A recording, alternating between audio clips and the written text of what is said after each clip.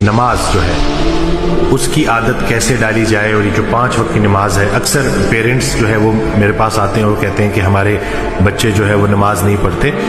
تو اس کے اوپر بھی انہوں نے کہا مجھے کہ آپ ایک ویڈیو بنائیں اور بتائیں کہ کیسے نا نماز کی عادت کو پکا کیا جائے۔ تو رسول اللہ صلی اللہ علیہ وسلم کی ایک حدیث ہے جس کا مفہوم ہے کہ اگر لوگوں کو نماز کے فائدے کا اور امپورٹنس کا پتہ چل جائے تو دنیا میں کوئی شخص بھی نہ ماننے والا نہ رہے، یہ اتنی ضروری ہے۔ اور نماز دراصل اللہ کی یاد ہے۔ ہم جب یہ روزمرہ کے کاموں میں بھاگ دوڑ میں ہوتے ہیں تو اس بھاگ دوڑ میں کہیں ہم اللہ کو بھول نہ جائیں، زندگی دینے والے کو بھول نہ جائیں۔ اس کو یاد رکھنے کے لیے صبح اٹھے، فجر پڑھی، فجر پڑھنے کے بعد اپنے کام شروع کیے، مصروفیات میں بزی رہے، پھر ظہر کا ٹائم آ گیا،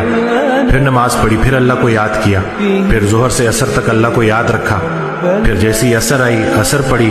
پھر سے اللہ کی یاد تازہ ہوئی، پھر عصر سے مغرب کے بیچ میں اللہ کو یاد رکھا، اور پھر عصر سے مغرب کے بیچ میں جو اللہ کو یاد رکھا، کام بھی کیے اور اللہ کی یاد بھی قائم رہی۔ پھر جب مغرب آئی تو مغرب میں پھر وہ یاد تازہ کر لی، پھر عشاء پڑھی اور عشاء کے بعد باوضو سو گئے۔ تو اس طرح سے پورا دن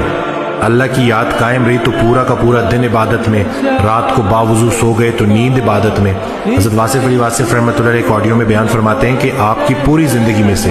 عبادت کو نکالا جائے گا اور اس کو تولا جائے گا۔ تو اگر آپ کی پوری زندگی ہی عبادت نکل آئی تو پھر تو نیت ہے جی،